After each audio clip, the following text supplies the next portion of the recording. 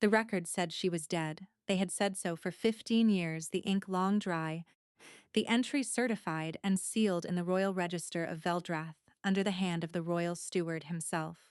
A girl of 12, killed in the Western Village raid of year 1132, interred with her mother in the frozen ground outside Halvard.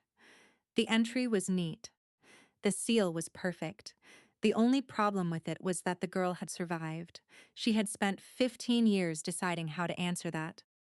There is a king in Veldrath who trusts records above all things. He signs what is true and strikes what is false, and he has never been told that someone used his own seal to write a lie into his house's foundations. He does not yet know what she is carrying. By the time the frost seal ceremony closes at dawn on the 7th day, he will. If you have ever watched a kingdom's paperwork correct itself in the presence of the man who signed it, stay close. This one does it with her father's hand guiding her own. The year was 1147, and the frost seal season had come to Veldrath Keep in its usual way. With iron cold off the eastern ridge, the courtyard torches burning at midday because the sky gave nothing, the scent of tallow and wet stone threading every corridor of the old fortress. Once a year, during the frost seal season, all legal records in the Western Territory had to be certified before the king's own seal.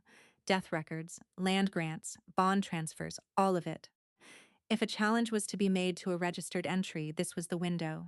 1 week, by law. After the ceremony, the seals locked for another year.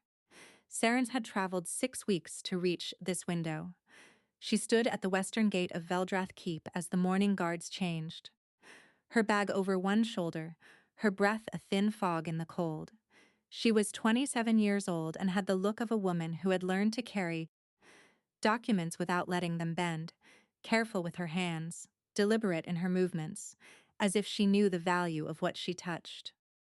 Her coat was plain dark wool, road-worn at the hem. She carried nothing that announced her. She had stopped announcing herself a long time ago. She gave her name to the guard at the iron grate.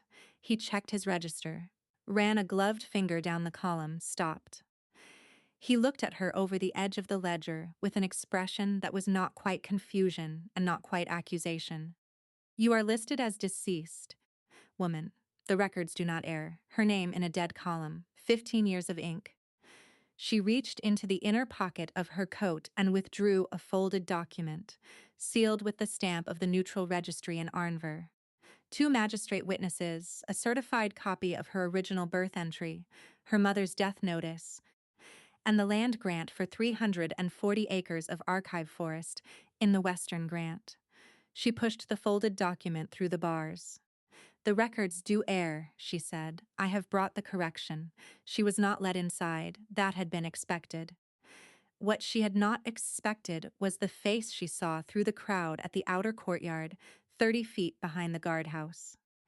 A broad-shouldered man in a steward's chain, watching her with the specific stillness of a man recognizing a problem he had believed he had buried. His color was gone, his jaw had tightened. He had not expected her either. His name was Aldrin. He had been steward of the Western Grants for 20 years. He had signed her death record himself in year 1132, when she was 12 years old and her mother's body was still being identified in the raid's aftermath. She had not been dead. Her mother had. Aldrin had used the confusion, the chaos, the grief of a small village and a distracted registry, and he had written Saren into the death column, alongside her mother, then filed a fraudulent land claim on the 340 acres her father Torvin held as royal archivist. Torvin had noticed. Torvin had tried to correct it, and Aldrin had accused him of forging the original entry. Her father had been executed 14 years ago. The land had been Aldrin's since. Saren watched the steward turn and walk quickly toward the inner gate, and she felt the cold settle into her chest the way it always did when she thought about him, not hot, not trembling, just very still and very clear. She went back to the inn where she had left Mira. The old woman was at the fire, mending a sleeve. She had been traveling with Saren for 4 months, had never once asked where they were going or why, and had the patience of someone who had spent 40 years copying legal documents by candlelight. Mira was small and precise. Her gray hair pinned under a worn linen cap, her hands always slightly ink-stained at the knuckles no matter how often she washed them. Those hands had taught Saren the fine notation of the Arnver registry system, the differences between regional seal presses, the way you could identify a forgery, not always by the content but by the density of the ink, the way a pressed wax signature sat differently against the page when the die was not the original. They had spent months on the road sharing what they knew. Saren was not sure who had learned more. Mira looked up when Saren came in. "They won't let the deceased enter," she said. She was not asking, not yet. Saren set her bag on the table and unwrapped her coat and sat down. "He saw me." Mira put down the mending. Her hand stilled. "The steward?" "Yes. Then the window is narrower than 7 days." The old woman reached for her cup and held it. "He'll move before the ceremony." "I know." Saren looked at the fire. She had spent 15 years planning this, and the shape of what was coming was as clear to her as the layout of a well-organized archive. Every document filed, every contingency labeled, every retrieval path planned. She was not afraid. She was simply aware of what she was carrying and what it was worth, and what she had to do before someone tried to take it again. "I need to be inside before he does." "Then you need someone inside to carry a message," Mira said. "Or you need the king to open the gate himself." By the following morning, a message had been carried, not through any particular strategy, but through the simple fact that Holt, the senior gate guard, had taken her certified documents to his superior, who had taken them to the chancellor's clerk, who had laid them before the chancellor, who had told the king that a woman claiming to be dead was standing at his western gate with paperwork that was, by its certification, valid, and the king had said something that surprised everyone who heard it. He told them to bring her in. Holt came for her himself. He was a tall man, built like a man who had long since stopped needing to prove it, steady in the way of someone who had been at his post long enough to stop performing it. He looked at her the way people looked at things that should not exist, not with hostility, but with the careful attention of a person trying to reconcile two facts that both appeared to be true. He led her through the inner courtyard without speaking. She noticed he walked one step ahead rather than behind, and positioned himself between her and the open corridor on the side with the most foot traffic. She did not know yet what to make of that. The record hall was a long room with a vaulted ceiling and stone shelves running floor to height along both walls. The shelves fitted with iron brace document boxes, each labeled in the small, precise script of an archivist's hand. She recognized the organizational system immediately. Her father had built it. She had watched him catalog it as a child, sitting on the floor with a small pen, practicing her letters in the margins of blank vellum scraps while he worked. He had explained every system to her as he constructed it, not because she needed to know, but because he believed a thing you could explain was a thing you truly understood. She had carried that belief into every archive room she had worked in since. She stood at the far end of the hall table and waited. Kern came from a side passage, not the main doors. He did not arrive the way she had imagined a king would arrive. There was no sweep of retinue, no ceremonial wait to his entrance. He walked in, and the room organized itself around him anyway, the air shifting in that particular manner of a space adjusting to a very specific kind of authority, the way a hall tilts quietly toward the highest candle without anyone instructing it to. He was a tall man, lean in the way of someone who moved constantly and rested infrequently. He wore his dark hair pulled back without ornament except for a simple iron circlet. He had a scar above his left brow, old enough to have settled into the skin, and his eyes were a gray so pale they registered almost colorless in the hall's cold ambient light. He carried nothing. He stopped at the opposite end of the long table and looked at her with the directness of a man who had learned that hesitation cost more than it saved. She laid the documents before him. He approached and picked up the first sheet, and she reached across to point to the certification seal, and when she did, the edge of her hand crossed the edge of his. There was warmth where the contact was, and there was a half second of stillness that was not about the document at all. She felt it move from her fingers to the center of her chest, like something that had finally found its address after a long journey, not sharp, not dramatic, just accurate in the way that a thing is accurate when it has been searching. She pulled her hand back and looked at the document and told herself it was the cold, making everything feel more. He read for a long time. He had not sat down. Your father was Torvin of Halvard, he said. It was not a question. He was Royal Archivist of the Western Grants for 9 years, she said. He was executed in year 1133 on a charge of fraudulent registry. Cairn set the document down. A pause that was not nothing. I signed that orders, he said, on the recommendation of the steward. Yes. He looked at her with the expression of a man who had found an error in a structure he had believed was sound and was now determining the scope of the damage. She recognized it because she had worn it herself many times in many archive rooms over 15 years of looking for exactly this. He looked like a person who was about to spend a considerable amount of time being very unhappy about something he could not unknow. How did you survive the raid? He asked, not gently, not coldly. Directly, the way a person asks a question they actually want answered. She told him. Her mother had sent her ahead to the village clerk's house to return a borrowed register, 2 streets over, in the opposite direction from where the raiders came.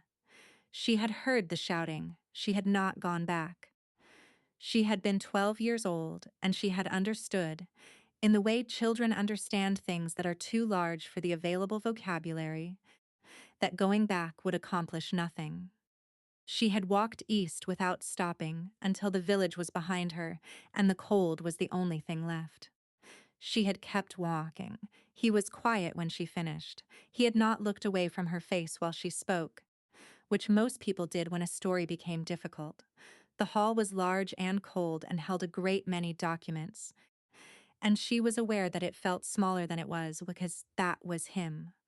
The weight of his attention contracting the available space to the dimensions of the two of them and the table between them and the candle burning at the table's center. She was told she could wait while the documents were reviewed. His secretary Wren, a soft-spoken man with careful hands, conducted the examination. She was given a small chamber off the east corridor and brought food she ate slowly, keeping her coat on against the chill, listening to the sounds of the keep settling around her. That afternoon, returning from the yard, she passed the record hall. The door stood open. The review documents were stacked to one side of the table in Wren's careful groupings. On the other side of the table, on the part that was clearly Cairn's workspace, one of her documents lay flat, not in the review pile, beneath his hand, which rested on it the way a hand rests on something it has decided to keep close. He did not see her pass. She did not know what to make of it. She kept walking and thought about it for the rest of the afternoon and arrived at no useful conclusion, which was unusual for her. That evening, Wren delivered a sealed note in Cairn's own handwriting, brief, exact, no preamble. He had found a discrepancy in the certification seals and was cross-referencing against the archive master copy. He would have a preliminary finding by morning. He asked her to remain in the keep. She had not been planning to leave. Near supper, passing the hall again on an errand she had invented to give herself something to do, she found the door open and Cairn inside. Standing with the document she had seen on his desk, holding it at an angle to the candlelight to better read the seal impression. He heard her footstep and turned. He did not close the document or move away from it. He stood with it in both hands and looked at her as if she had arrived precisely when expected. There was something in that she could not name and did not try to. He said, "The certification format used in Arnver, you know it." "I worked there for 3 years," she said. Under the name Solon, he absorbed this. He set the document down on the desk, but his hands stayed near it. "How many registry systems have you worked in?" 6. Arnver, Ketron, the Halen Municipal Courts, Voss, Delwick, and the Frost Shore Guild records. He looked at her for a long time with that expression he had. The one that she was beginning to think was not calculation, though it resembled calculation, because calculation had a coldness to it and this did not. He looked away first. Wren will have the preliminary findings at dawn. She returned to her chamber. She did not sleep much. She lay in the dark with one hand on her bag and thought about the document on his desk and told herself it did not matter, and then thought about it for another hour and concluded that it mattered very much, but she did not yet know how. The keep had its own rhythms, and she was learning them. The morning bell at fifth hour. The sound of the yard filling with activity an hour before that. The particular silence of the corridor outside the record hall when Kagan was inside. It which was different from the silence when it was empty, a held quality, a density, as if the air were attending to something. She had noticed, on her second day, that he worked late. She knew this because she worked late herself, and twice now she had heard his footsteps in the corridor while she was still at the small table in her chamber with the door cracked for the draft. She had not made herself known.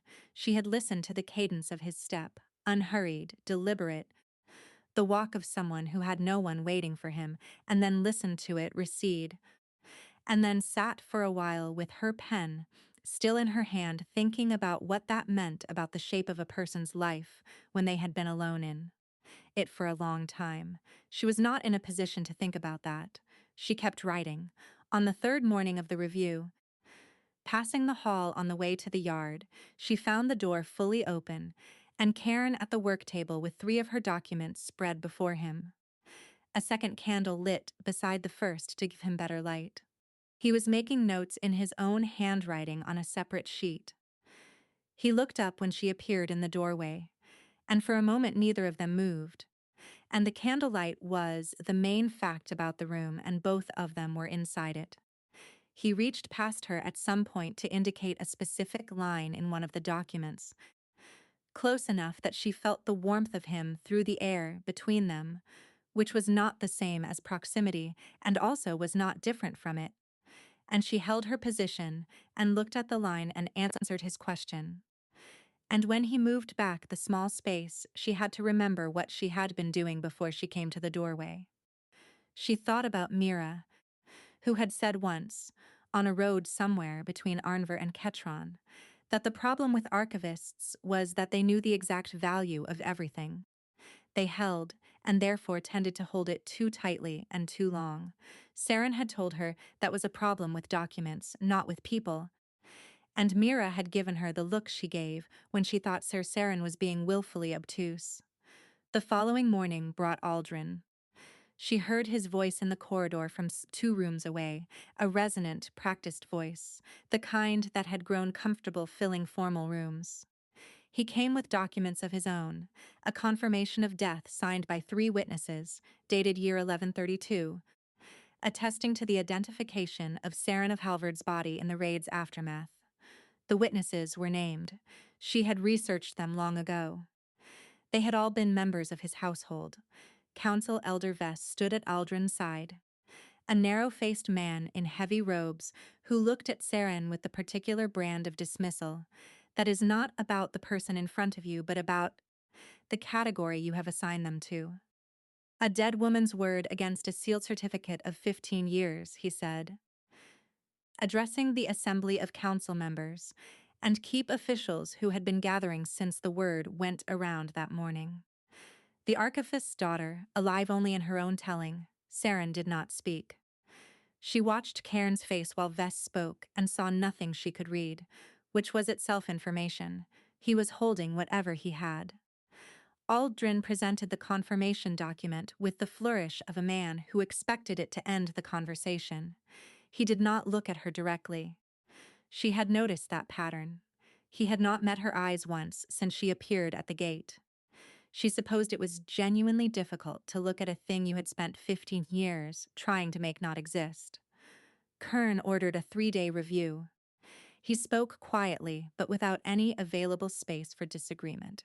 Both sets of documents would be held in the archive. Saren would remain in her chamber. The council would reconvene on the 4th day with Wren's findings. Vess nodded with the satisfaction of a man who believed he had merely delayed an inevitable outcome. Aldrin stepped back from the table and finally, at last, let his eyes reach hers for one moment across the crowded room, and what she saw there was not triumph. It was the particular anxiety of a man recalculating. She returned to her chamber and sat with her hands in her lap and thought about her father's. Hands on a pen in this very keep, making true records that no one would look at. The hard clock was running. 5 days to the frost seal ceremony. 3 days of review meant Cairn's findings on the fourth day, 1 day to act before the ceremony. And action required being present before the king's seal, and the council had just voted to confine her. She had known, coming in, that the window was narrow. She had planned for it. What she had not fully planned for was how quickly Aldrin would move on the second night of the review. One of his men, dressed as a keep servant, which should not have been possible, entered her chamber during the evening meal and took the certified copy from her travel bag. The originals were still with Wren in the archive. But when she reported the theft and found Wren the following morning, Aldrin had already gotten there first. The certified copy, he told the council, had been examined more closely, and the Arnver registry certification was irregular. The document, he suggested, had been prepared fraudulently by a woman trained in archive procedures who knew exactly how to produce a convincing copy. The council gathered before midday. Aldrin stood before them with the ease of a man accustomed to being believed. She carries the forgeries of a convicted fraudster, he said, his voice traveling the full length of the hall. Her father's hands made them. His daughter carries his crimes. Vess nodded. A third council member made a sound that was agreement. The vote was 4-2. Saren's claim was rejected pending formal inquiry, which meant a full season's wait at minimum, and she was to be escorted from the keep at first light. She went back to her chamber and waited for full dark. She had been planning for this, too. She had been planning for it for 15 years, since she first understood, as an archive clerk in Ketron at the age of 19, that her father's copies had to have survived.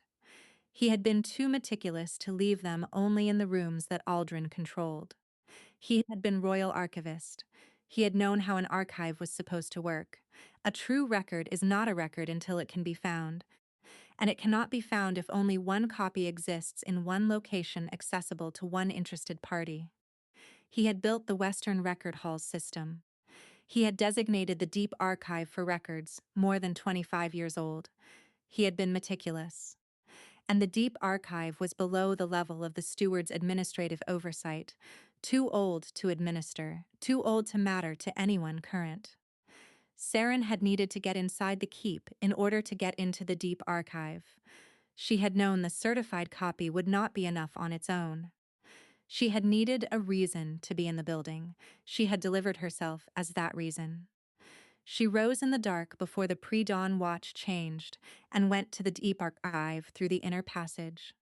It was cold and dim and smelled of dry vellum and old oak and the faint mineral quality of the stone around it.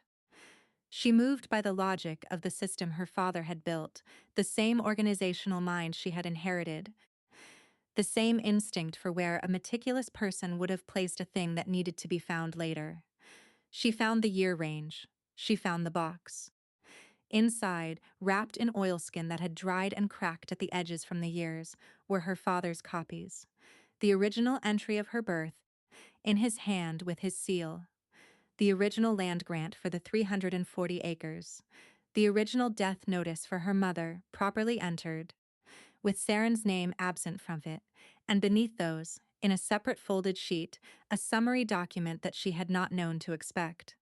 Her father's handwriting, in the careful prose of a man, writing for an audience he did not know but trusted would eventually exist. Describing Aldrin's approach, Aldrin's offer, Aldrin's threat when Torvin refused. 6 other families named. 7 fraudulent death records in total, each tied to land Aldrin had claimed in the 3 years following the raids. Torvin had known the full scope of it. He had written it down and sealed it with his personal archive mark, and placed it in the one location below Aldrin's authority. She stood in the cold passage, holding her father's seal, and let herself have a moment that was longer than moments usually are. Then she carried the oilskin package through the dark corridors to the record hall, and set it on the table, and sat in the chair and waited for dawn. 15 years. Her name in the death column for 15 years, her father's bones in the outer field for 14. What she held was not new evidence. The same truth he had tried to carry, the same truth the court had refused to read. The difference was that she was standing in the room with it this time. The frost seal ceremony would begin at dawn.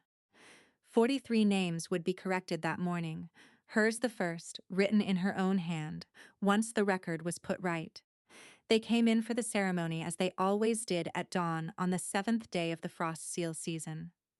The council came in their robes, Aldrin among them in his chain of office, the keep's senior staff arranged at the walls, Wren at the record table with the great wax seal and its press already warming, Cairn at the head of the room, Holt at the door. Saren walked in before anyone had decided whether to stop her. She crossed to the record table and laid the oilskin package open in the candlelight. She did not speak at first. She let the documents breathe. She could feel the exact moment when Aldrin saw them from across the room. She did not look at him, but she heard the change in the room sound, the caught quality of a breath taken and not released. Cairn was watching her. She felt it without turning, the weight of his attention against the side of her face, like pressure, like proximity, like a fire in a cold room that you do not look at directly because the light is already reaching you. She placed her father's original entry beside Aldrin's confirmation of death and looked across the table at Cairn and waited. He came around the table. He moved without hurrying and without wasting any motion. He looked at both documents side by side. He looked at the seals. He looked at Wren, who was already at Cairn's shoulder, and Wren's face was not surprised. He had seen something the previous evening. Saren had suspected as much, and he had waited for Cairn to decide what to do with it. Cairn picked up the summary document and read it. He read it completely. The room was very quiet. Council Elder Vess had stopped moving somewhere near the back wall. Aldrin had not moved from his position near the door, and Holt was standing 3 feet from him in the posture of a man who is not restraining anyone, yet but is ready to. Cairn set the summary document down and looked at the 2 seals again. He looked at them for a long time. Torvin's against Aldrin's. The difference was in the outer ring of the press, a minute variation in the ink density, a weight in the press point that a trained eye could read and an untrained one could learn to. He looked at Wren. The die, Cairn said. In the vault. Wren said, I confirmed it last night. The vault die does not match the press on Aldrin's document. Cairn looked up at Aldrin then.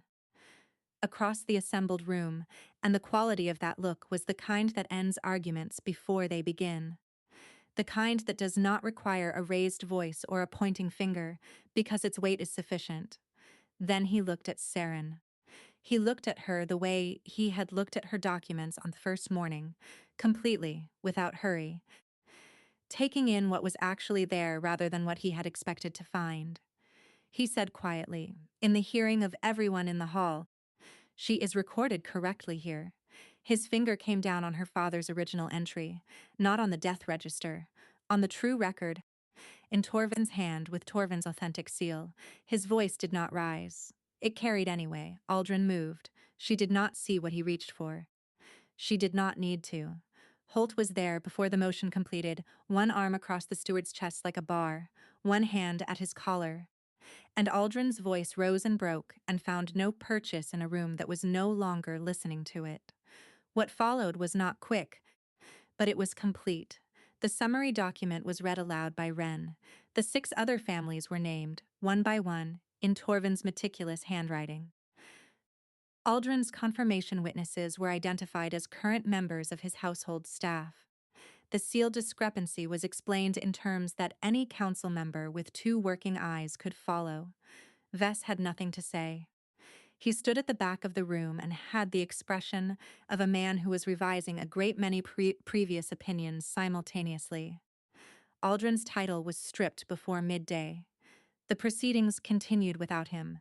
She stood at the record table as the ceremony reconvened, with Karen beside her, not above her, not behind her, at the table beside her, and the register open to the living column, and he held out the pen without speaking. She took it. She wrote her own name in the precise, careful hand her father had taught her. And the pen moved against the vellum with the small, dry sound of a correction being made, which is almost indistinguishable from any other word being written, except that it means everything is different now. His hand came to rest on the table beside hers after she set the pen down. Not on her hand, on the worn oak surface close. She looked at it. She looked at him. He was looking at the register with the expression of a man who had arrived somewhere he had not consciously been traveling toward, which she recognized because she had been arriving somewhere herself, and had not fully known it until this moment. His hand beside hers on a table where her father had once worked, in a room full of records finally set straight. He offered her the Royal Archivist position the following morning, formally and on the record before the council. The position Torvin had held. He offered it not as a restoration but as a new appointment, in its own right, to a qualified person who had come to his Hall with more evidence than any other applicant he had ever received, at considerable personal cost, and without permission. He said this last part in a tone that made it sound like something he found worth noting, rather than something he found worth criticizing. She accepted in 2 words. His expression shifted in the way she was beginning to recognize as the approach of a thing he did not permit himself often. She thought she would spend time learning what that looked like when it was allowed to finish. She sent for Mira that morning. The old woman had fallen ill 2 days before the ceremony, a fever caught in the cold of the inn, which was why she had not been present. The innkeeper's wife wrote that it had broken, that Mira was sitting up and demanding her work, that she was fine. Saren sent the keep's warmest carriage and a letter considerably longer than was strictly necessary. The 7 families received their corrections before the Frost Seal's seal was pressed on the 7th day's close. 43 total entries were revised, name by name, in the new Royal Archivist's hand. Each name moved from the dead column to the living one. Each land grant reviewed. The fraudulent seals documented in a new summary archive that Saren started that afternoon, continuing the document her father had begun 14 years ago, filed in 3 separate locations where it could not be reached by a single interested party. Her father's original copies were returned to the deep archive in a new oilskin case with an iron clasp, in the box where she had found them, with a label in her handwriting, noting the date of discovery and the date of their certification into the official record. This was correct archival practice. She knew what it was. What she had not planned for was the mornings, the early ones, before the keep was fully moving, when she arrived first and lit the first candle at the document table and laid out the day's review in the quiet of the hall her father had organized, and she was now continuing. The room had the quality he had described in one of his ledger marginalia, which she had memorized years ago from his personal archive before she left. The sense that a room full of true records is a room full of living things, not because the papers breathe, but because every entry was made by a hand trying to say something real. The morning Mira arrived, bundled in 2 coats, indignant about the fuss. Asking immediately whether there was work to be done, Karen came through the side passage as Saren was finishing the day's first cross-reference. He did not always announce himself. She had stopped expecting him to. He stood at the other end of the table and read what she was working on without being invited to. She had found 2 more anomalies in the Western grant records and was documenting them in the format her father had used, which was the clearest format she knew. He sat down across from her. He had not done that before. He pulled the ledger toward him and read, outside. The courtyard caught the first light of a cold, clear morning, the cobblestones glazed white with the night's freeze, the air clean and very still. Inside the record hall, that a single candle between them held steady, she thought about her father, who had sat in this hall for 9 years with his true records and his careful hands and his belief that the right notation in the right place would outlast the man who tried to cover it. She thought about the girl she had been, 12 years old and walking east in the dark, carrying nothing. Understanding something too large for the available words, she picked up her pen and continued the entry. Cairn stayed at the table. Outside, the courtyard went bright. Mira's voice carried from somewhere behind the hall doors, asking someone about the location of the ink stores. And the someone answered, and the ordinary business of the morning continued around the record hall as it had always done. Only now the archivist inside it was the right one. And some records take 15 years to correct. The correction, when it finally comes, takes one night, one pen, and one room where someone is finally willing to look at what has always been true.